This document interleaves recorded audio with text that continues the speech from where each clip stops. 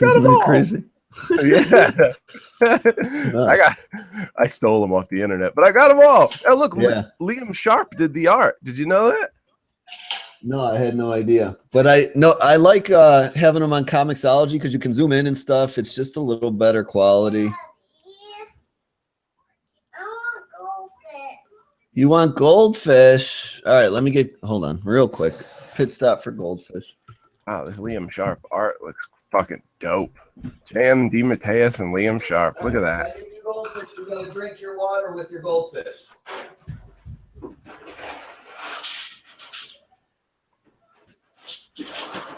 Okay. Here. Comic-Con. 412 pages. All right, 412 pages. That's crazy. I got the digital trade paperbacks. I got each one. I like this app I use on Windows. It's called Comics Kana. You can zoom in and everything. Appreciate it. Yeah, it's dope. All right. Look at this. I got some donut in my mouth. Mark Bagley, Sal Buscema, Ron Lim. Yeah, we should definitely make him. All right, how we doing, guys? This is Brandon. I'm coming at you guys, along with. Hold on, I fucked that all up. Let me redo that. I mix up the podcast now. I'm all fucking like brain scrambled. So you think you're doing the Marvel Madness? Yeah, I do. It takes me a minute to remember which one I'm doing. All right, here we go. All right, how we doing, guys? This is Brandon. I'm coming at you along with Trevitt for this week's Marvel Minute. We're here on the weird. Take 3. What do I usually say? Fuck, I say, hey guys, this is Brandon. I'm coming at you with Trevitt. This is the Marvel Minute, right? Marvel Minute. Yeah. All right. God damn it. I don't usually even say weird science. I don't, right? No, you don't. No, you don't. All right, here we go. Take 3. All right, how we doing, guys? This is Brandon. I'm coming at you with Trevitt. This is the Marvel Minute. How we doing today, man? That was the third take for a little how the sausage is made for everybody. I was holding back. So we'll see my laughter.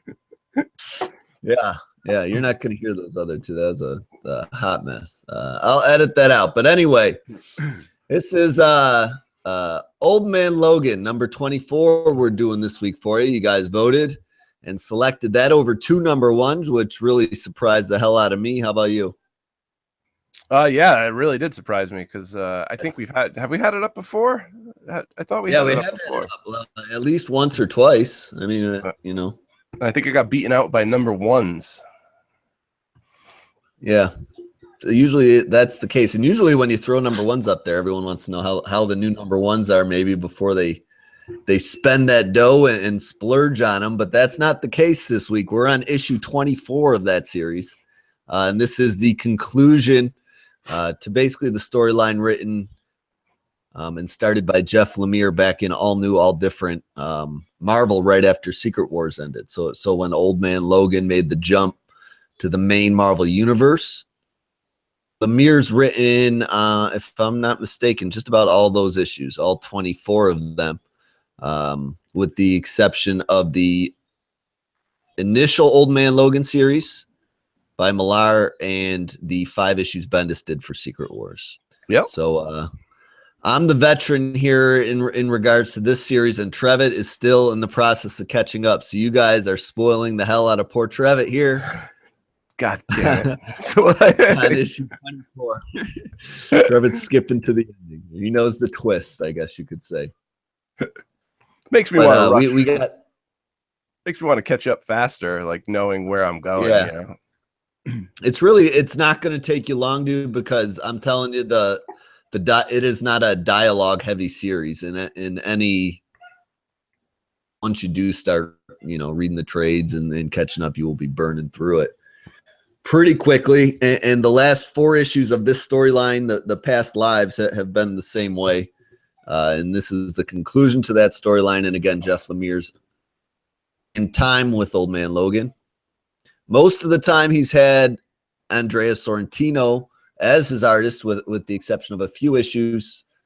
But this is Eric Nguyen and Andreas Mosa for this closing arc anyway, with the exception of covers, who Sorrentino did do.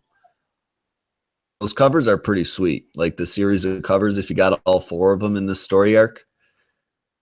Yeah, they do. It starts awesome. with the Weapon X, and then you have like all Weapon X issues in the background, and then it moves to like him in the brown, or no, the yellow costume, and then the brown costume, and then he's in the Old Man Logan at the end here. So that's the 4th issue. I like that they're colored. But enough of this.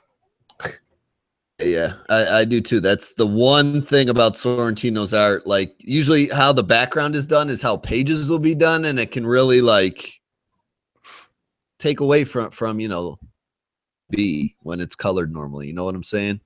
Oh, look at that. That's why he's got a colorist on that. That's why. Makes sense. Oh, is it? Yeah, because you know, like he normally does his own colors, and he's got a colorist. Yeah. He should get a colorist more often, because his art would be incredible with regular colors. Yeah, I agree.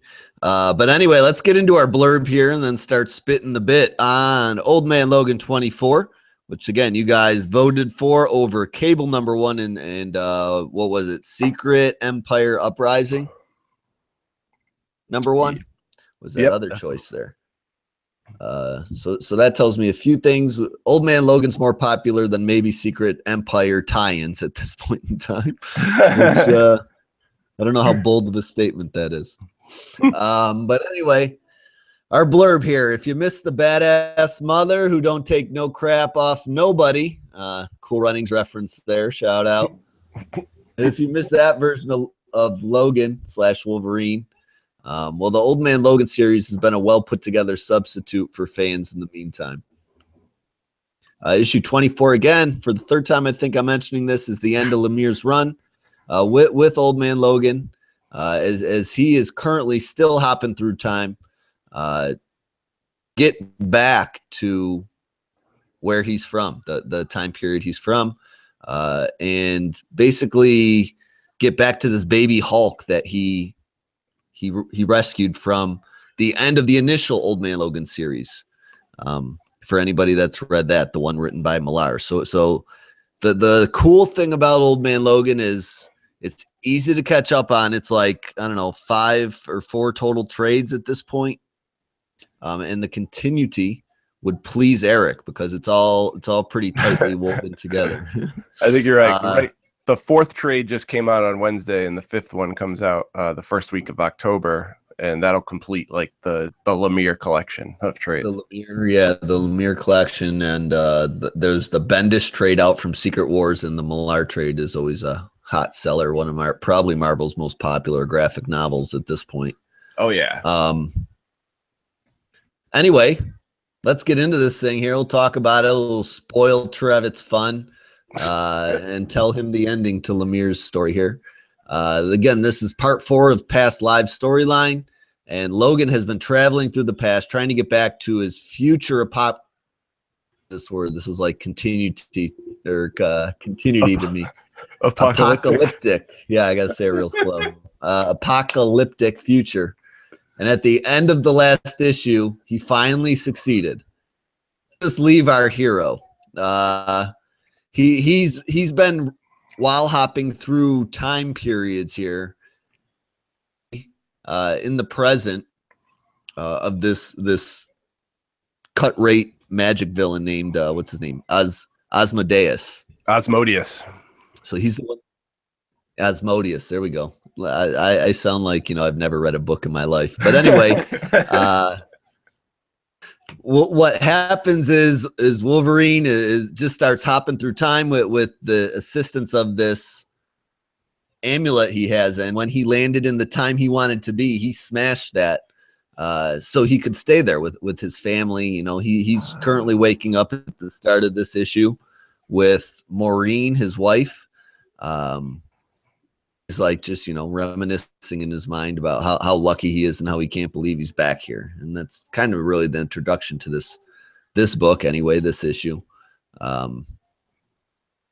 The two approach the kitchen for breakfast, where they got two of their kids, if you didn't know who they were, and they're waiting for them. He's got a son and a daughter. His son is Scotty. Ironic, because he would Summers, most of his damn life. He names his kid Scotty. I laughed about that. I was like, isn't that funny? He named his son after Cyclops. And then his daughter's name, I always forget his daughter's name. Jade, right. I always want to say Jean, and I thought he would have done that, to be honest with you. I do. I thought so too, because he calls her Jadie, so then he always calls Jean. That's pretty Jeannie. Damn close to Jeannie. You know what I'm saying? Really when he used to call Jean Grey Jeannie all the time. So anyway, but beyond Wolverine's perverted psychosis here, his son Scotty kind of mentions how they got to fix the combine, get the farm back up and running. And his daughter is kind of like busy with a crafts project. And they don't really reveal what that is, but it comes back around later on. And we'll just say that for now. Old Man Logan, again, kind of continues soaking this all up, enjoying the happiness, cherishing the good times that he missed since everything had kind of come down collapsing on him. Uh-oh. Huh? She's not stuck. Where is she stuck? She just meows because she wants to go outside. That's all. Go check on her. You go. I'm doing something. I'll check on her later. She's fine. She's never gotten stuck before. So yeah, Old Man Logan soaks up all the happiness he can absorb, and the book goes on to the present day, where, help me out here with this dude's name. How do you pronounce it? Sounds better than the way I say it. Asmodeus. He is in a room full of Hydra and AIM dudes, which is weird because AIM is not bad anymore, but I think they're just kind of dealing with classic villains here. Maybe these are rogue AIM dudes. I don't know. Freelance AIM scientists. Yeah, and these are like old school Hydra looking people too, like this green and yellow motif, with kind of like the cheesy mask that Hydra Bob is always has on. It's kind of like that outfit. Yeah, the dude Deadpool's always fucking with. All right. You know what I'm talking about? No, I don't. He was in the movie. Deadpool. He was in the movie. That was that shout out in the movie where that random bad guy at the end, he killed. He's like, "Oh, Bob." He's like, "Is that you?" Oh yeah. They're talking about their family. Yeah. That's from the comics. That's a shout out from the comics. But anyway, Asmodeus is bullshitting with these Hydra agents and these AIM dudes and this other random bad guy. I have no idea who it is. Is that Sabretooth? I don't know who they're trying to tell you that is. Yeah, I don't know who that is either. Yeah, and it's drawn a little sketchy, so it's tough to make it out. But leaving until our business is conducted, because somebody tried to leave at the end of last issue because they were tired of like all this magic bullshit, and Logan started getting a little crazy and feisty in there, Asmodeus claims he can sell Logan to the highest bidder. His spirit is off somewhere else, and they can use him basically as just like, a killer at their disposal. Like a drone. Until Iceman and Jean bust on in. Now this issue, it really ties a lot into last issue. If you didn't read last issue, you're like, what the fuck is going on here? Yeah. But Wolverine was, while hopping through the past, like stopped in a 90s, a 90s animation type X-Men team. Iceman, listen, this isn't going to make sense right now, but you need to help me on this date at this place. And that's what's going on in this scene, essentially. Iceman showing up, fulfilling his promise he was asked to do in the past. Cool part is Lemire wrote this in a way where I got that, you know what I mean? Like, even though I didn't read the issue where that happened, I still like got that it happened while reading this one, which was cool. Yeah, issue 23 was Wolverine and I can never say this city right. Repairman Jack is just gonna rip me up on Twitter this week. Madripoor? Was it Madripoor? Yeah. Yeah, there we go. I got it. I nailed That's it. But anyway, he was in Madripoor, and then he teleported just back to New York while they were playing baseball. Like in the middle of a baseball game, this ball comes whizzing by his face, and that's when he told Bobby this. And now Bobby's Thomas.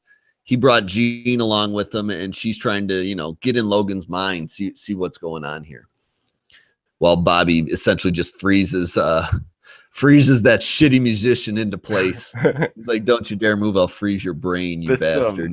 This scene looks amazing too. Like the art looks great. I love the ice claws, and he even put like a little, like he did the beard on his face with ice to make himself look like Wolverine. Yeah, he's got chops, the chops on the side, the ice chops. That's awesome. I love Iceman. Yeah, it is really cool. We take another jump to the future. We're back in apocalyptic times with the hulking, fast approaching Logan and his family, and now Logan is all starting to put the pieces together about exactly when and where he got sent back to, because this is seen straight out of the pages of when he couldn't come up with the money to pay rent from first Old Man Logan story back by Millar. It was like a flashback. So, yeah, it's it's not panel for panel like some of the scenes in Teen Titans were from the Deathstroke book, but it's the same story. And Wolverine's like, well, this is where I change things, because he didn't fight back in the first graphic novel. He's gonna fight back now because he wouldn't pop his claws back then. He's trying to pop his claws, and he comes to the conclusion he's like, I can't. Which means basically I can't change anything going on through all these time periods. He's just kind of relived his life. Everything he's done's been the same, so he didn't fuck anything up. And now he's coming to the realization that he can't, So he's trying to fight back against these Hulk people, can't pop his claws, and just takes a beating again like he did in the graphic novel. That's so rough. To be given the opportunity to go through your past mistakes and go through your life, but not be given the opportunity to change any of it. So you have to sit just through relive it. Oh, yeah, that's fucked up. That's really fucked up. Especially over like extremely tragic moments like this. Like, what's worse than your family? Essentially being taken from you, which happens the next day in the graphic novel when he goes to town to try to get the money. And that's the point in the story we're at right here, where he's recovering from his injuries and everyone's, caring for him. And he's trying to play it off like, I'm good. His daughter comes strolling out with that amulet that he smashed when he arrived here. And he's like, has to kind of make a split decision. Does he smash this amulet and continue reliving the life like he knows how this story plays out in? Or does he just take that amulet and, present, or to the next jump in time like this quantum leap type story is taking him on? And instead of basically seeing his family killed again and him doing nothing to change it, he takes the amulet, wakes up in present day again with the help of Jean. Jean was kind of like guiding him through this transition because her and Iceman are obviously in the present helping him. And he realizes that it's not his life anymore, Yeah.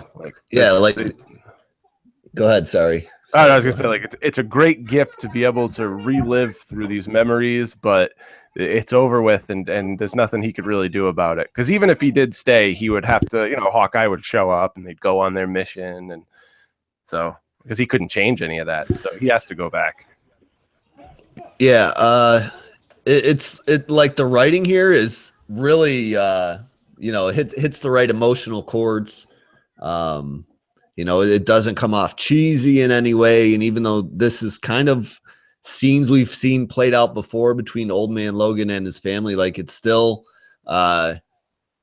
the way they play out doesn't change really, but it's still, you know, just as emotional as it was really the first time. It's not like, you know, beating a dead horse. Like, you know, I can see how it might come off that way to some people if you've been following this story from the very beginning. But to me personally, you know, with someone with a family, it just, you know, it hit the right notes for me. And I think that's what he was going for, you know. I agree completely. So he wakes up in the present and you know, kind of realizes this is his life now. And, you know, he can't be stuck in the past. I found it funny when he wakes up in the present. There's all these dudes frozen in this room, and he's just like, all right, you two deal with this. I'm going to take a walk. You know what I'm saying? Like, dude, this is you broke the bad guy out of jail. You pulled this whole goddamn stuff that kind of backfired on you. They saved your ass, and you're like, yep, clean up my mess. Yeah, I'm gonna take a walk. You guys handle this. Like, what? Yeah, it's crazy. I didn't know that. I was like, he broke him out of jail. He broke Asmodeus out. Yeah. He was in some I forget what jail he was in, but he was in some high security jail. Like the first issue was him plowing through guards, not killing anybody, but like not being kind to them either, not asking nicely, because nobody's like letting this dude out, you know. That dude out of jail, and now he's like, yep, clean up my mess. I'm a wanted criminal now. I can't bring this guy back to jail, you know. I broke him out. Sorry, I took a sip of coffee there. But anyway, you know, 2 minutes, McKenna. He says, as this issue concludes on his walk, like just talking to himself, like he's okay with where he's at in life. He's glad he got to relive one more time, you know, some good memories with his family, and just comes to the realization that's what he needs to hang on to, and not their tragic death and reliving misery every day, because he can't change that, you know.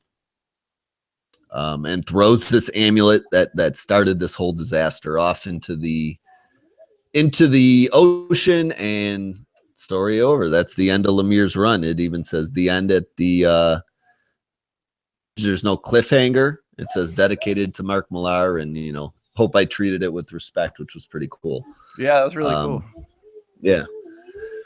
So, you know, I was personally, as far as, you know, how we do things and the buy, borrow, forget it all together route, I can see how a lot of people would be with this as a conclusion to the story, and kind of feel like reliving moments of Wolverine's life they've already seen. This kind of not really an interesting way to go as far as the conclusion goes. But I personally, with the way it hit emotional chords, thought it was a good bookend to the Lemire run, and you know, paying tribute to how everything started in the first place with you know, mentioning Millar and stuff, and heavily influenced ending by Lemire as a shout out to Millar's run. Really, there were some jarring choices. Like Logan has to make that decision about whether to go back to the present or stay in the apocalyptic future in literally like 2 panels, and he decides. You know what I'm saying? Yeah. But other than that, everything in the story happened and flowed smoothly, and it was a great 4-issue run for me. Art wise, Nguyen, I think that's how you pronounce the name, does a great job of kind of mimicking the style and way the Old Man Logan book has looked since All New, All Different started. So this has just been a series I've personally loved, and I might stop reading it here because the resurrection stuff personally has not impressed me, and I just want this to end like it's a nice ending for me. So I might stop, you know. Yeah, it would just be a buy. But I can see why people would say borrow or forget as far as this individual issue goes. But to me, with my attachment to the character and the story, it's a buy. So I'm biased, but what about you? What do you think? As somebody who had to jump into the end of this. Yeah. Well, before I start, I had a question, right? So the next issue, 25 by Brisson and Diodato, right? I don't know that much about Maestro, that big, like, old Hulk from the future. Is that Bruce Banner, or is that a descendant of Banner? No, Maestro is Banner, but like a future version of Banner. He's not any Okay. descendant or anything of All right. like Hulk on bad Dark Knight style. You know what I'm saying? I was always curious about that. Now I got my answer. All right. So I am not caught up on this series at all. This is the first. It's not the first Old Man. I've read the original Old Man Logan. I've read the War Zones. I got a little bit into volume 1, but I got so much to read. I never got fully into it yet. Got quite the collection there. I know. Yeah. So it's so hard. Like sometimes I just feel so damn overwhelmed. But I really enjoyed this. Like from someone who didn't read the previous 3 issues, I thought I was going to be a little lost, a little confused, but I wasn't. Like I kind of got what came before with this issue. So like even if someone just jumped on and read this, like I think you could still have a really good time with it and know where not exactly what happened before, but you get a good idea. I really enjoyed the beginning summaries in the Marvel books really help to just refresh your memory real quick. I love that. And I read that helped. Say what you will about Marvel lately, but that's awesome.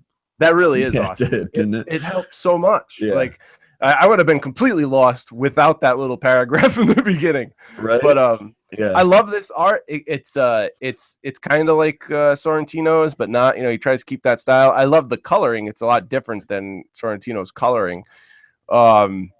It was really good. I had a good time with it. I really enjoyed it. It was nice being taken back to the Millar run with that memory, and he got to live his one perfect day before it's kind of like he was brought with the end of this. He was brought full circle. He always had regrets, and he still had like his past was still kind of picking at him, and now he can move forward like having some closure. And I really like that. I like what Lemire did here, and I give it a buy. Even though I'm not caught up, I still give it a buy. I really enjoyed it.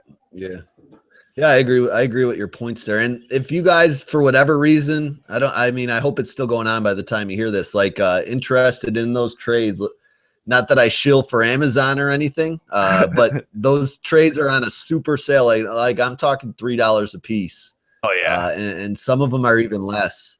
If you want just like the Comixology editions, they're not hard copy editions, but digital editions. You can get the whole Old Man Logan series right now for less than probably $20. Oh yeah, I've seen trades for $1.80, $2.20. Yeah, like it's crazy. I know it's crazy. So if you guys have been holding out on even some of the brand newer Volume 1 trades of certain characters, like they're super cheap.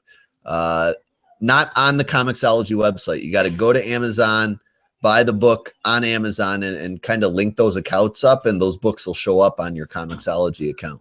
So a little finagling, and you can get some super cheap Marvel trades this weekend. Really cool. So take advantage of that. And I don't know if it's a Marvel thing or an Amazon thing. Can they? I know Marvel dudes have been advertising it, but I don't know. I don't know how Amazon works. I don't want to sound stupid and try to pretend like I know either. So that's it for us, guys. We both recommend you buy Old Man Logan 24, especially if it's a series you're following. My girlfriend, my daughter is screaming for me to go wipe her ass right now. So I have to go take off and do that. You guys have a good weekend. You know where to find us at Beamer3660. Trevitt, where are you at, man? At Afrin Addict. Peace out, guys. We'll holler next weekend. Party's over.